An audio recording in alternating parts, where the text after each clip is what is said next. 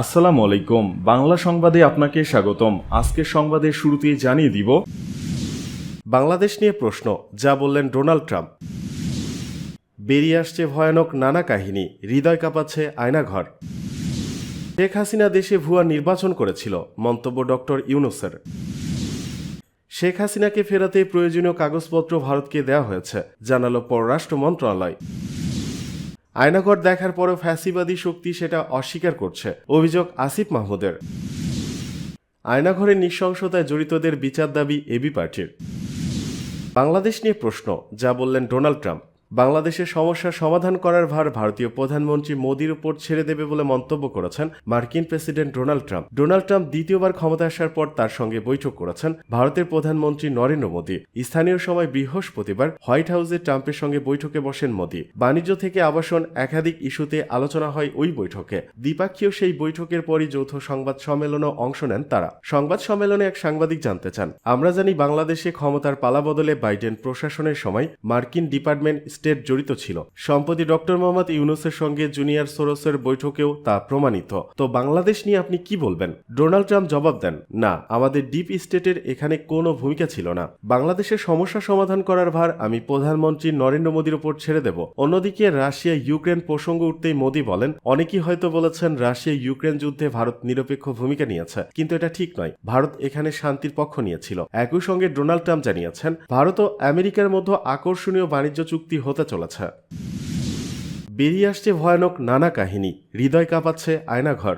আয়নাঘর নিয়ে চলছে তোলপাড়। বেরিয়ে আসছে একের পর এক রোমহর্ষক কাহিনী, যে কাহিনী কাঁপাচ্ছে সবার হৃদয়। স্বৈরাচারী শেখ হাসিনা সরকারের সময় বিরোধীকারীদের ধরে নিয়ে আটকে রাখা হতো ছোট্ট একটা ঘরে। লোহার খাঁচায় গুম হওয়া মানুষ আটকে রেখে করা হতো মধ্যযুগীয় নির্যাতন। গত বুধবার প্রধান উপদেষ্টা ডক্টর মোহাম্মদ ইউনূসের কাছে আয়নাঘরের নির্মম অভিজ্ঞতা শেয়ার করেন ভুক্তভোগীরা। উপদেষ্টা নাহিদ ইসলাম জানান, তাকে যেই কক্ষে আটকে রাখা হয়েছিল সেই কক্ষে টয়লেট ছিল ছোট্ট বেসিনের মতো। সেনাবাহিনীর সাবেক কর্মকর্তা ব্রিগেডিয়ার জেনারেল অবসরপ্রাপ্ত আব্দুল্লাহ হিল আমান আজমি বলেন, তার কক্ষটি ছিল ঘুটঘুটে অন্ধকার। দিন রাতের পার্থক্য বোঝার উপায় ছিল না। টয়লেটে নিয়ে যাওয়া হতো চোখ বেঁধে। সুপ্রিম কোর্টের আইনজীবী আহমেদ বিন কাশেম আরমান বলেন, আমি 8 বছর বন্দী ছিলাম। দিনের বেলা চোখ বেঁধে ও হাত করা পরিয়ে রাখত, রাতের বেলা হাত করা পরা অবস্থায় পিছমরা করে রাখা হতো।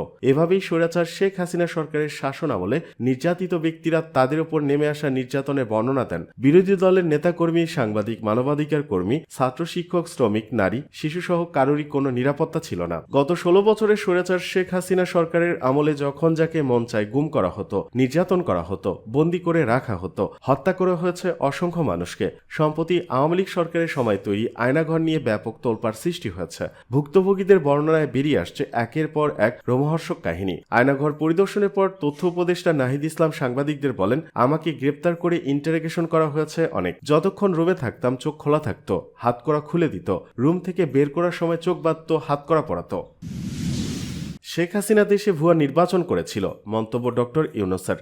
গত 15 থেকে 16 বছর বাংলাদেশে কোনো নির্বাচন হয়নি উল্লেখ করে অন্তর্বর্তী সরকারের প্রধান উপদেষ্টা অধ্যাপক ডক্টর মোহাম্মদ ইউনূস বলেছেন, শেখ হাসিনা দেশে ভুয়া নির্বাচন করেছিল। বৃহস্পতিবার সংযুক্ত আরব আমিরাতের দুবাই চলমান ওয়ার্ল্ড গভর্নমেন্ট সামিটের এক প্লেনারি সেশনে তিনি একথা বলেন। ডক্টর ইউনূস বলেন, জাতিসংঘের মানবাধিকার বিষয়ক হাই কমিশন বাংলাদেশে জুলাই আগস্টে ছাত্র জনতার উপর চালানো দমনপীড়ন ও হত্যাকাণ্ডের পুঙ্খানুপুঙ্খ তদন্ত করে প্রতিবেদন প্রকাশ করায় আমরা খুব খুশি। গুম, খুন, টর্চার সেল এবং তৎকালীন প্রধানমন্ত্রী নির্দেশে আইন শৃঙ্খলা বাহিনী কিভাবে ছাত্রদের উপর নির্যাতন চালিয়েছে তার সবকিছু ডকুমেন্ট আকারে প্রতিবেদনে এসেছে। এর মাধ্যমে বিশ্ববাসী আবারও জানতে পারল তারা কি ধরনের নির্মমতা চালিয়েছিল। তিনি বলেন, অন্তর্বর্তী সরকারের দায়িত্ব গ্রহণের পর প্রথম কাজ ছিল ভেঙে পড়া আইন শৃঙ্খলা পরিস্থিতির নিয়ন্ত্রণে নিয়ে আসা এবং দ্বিতীয় কাজ বাংলাদেশকে আবার নতুনভাবে গড়ে তোলা, নতুন সমাজ নির্মাণ এবং জাতীয় প্রতিষ্ঠানগুলোর প্রাতিষ্ঠানিক ভিত্তি দাঁড় করান। তিনি আরো বলেন, আমরা এই লক্ষ্যে সংস্কার কর্মসূচি গ্রহণ করে 15টি কমিশন গঠন করেছি। এখন সংস্কার কমিশনের প্রস্তাবের আলোকে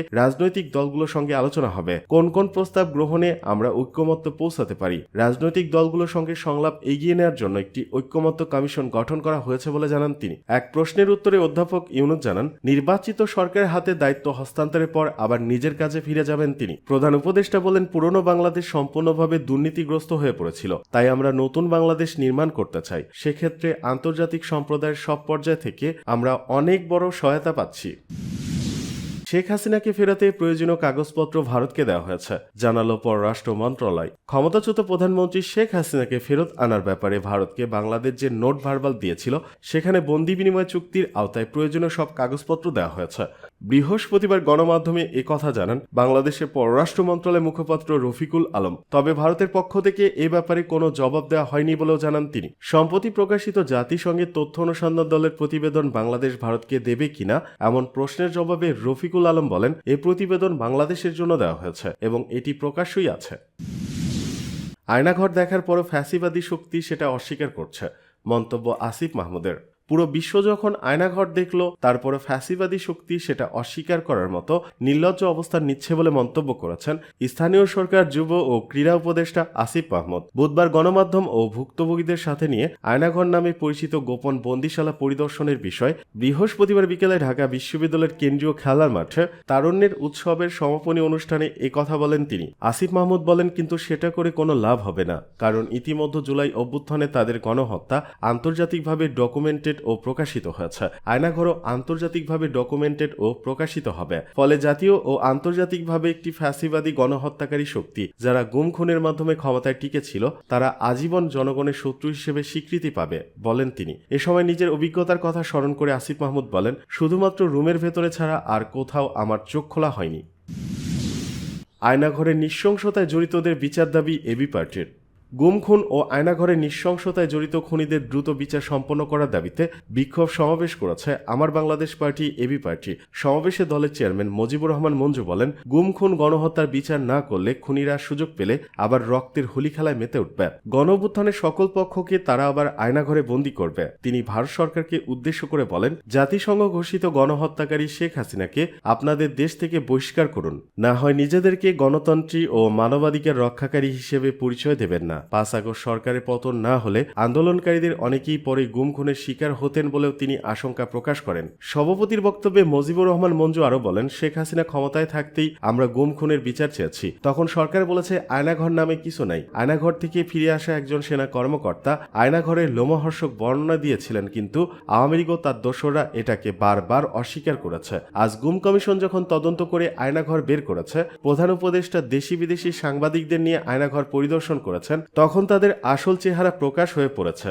আওয়ামী লীগকে আমরা বারবার বলেছি এই দিন চিরদিন থাকবে না। তিনি আক্ষেপ করে বলেন, শহীদদের রক্তের দাগ শুকানোর আগেই এখন আমরা শুনি কেউ কেউ বলেন বারবার ফ্যাসিবাদ নাকি শুনতে ভালো লাগে না। কেউ কেউ আওয়ামী লীগকে ক্ষমা করার কথা বলেন। আমরা এবি পার্টি বলি, সবার আগে আমার ভাইয়ের বোনের খুনের বিচার চাই। তিনি আমলা, সাংবাদিক, পুলিশ ও সামরিক প্রশাসনের কর্তাদের উদ্দেশ্য করে বলেন, বিচার প্রক্রিয়া শুরু হয়েছে, সবাই আন্তরিকভাবে বিচার কাজে সহায়তা করুন, নইলে আপনাদেরও হাসিনা একসময় আয়নাঘরে ঢুকাবে।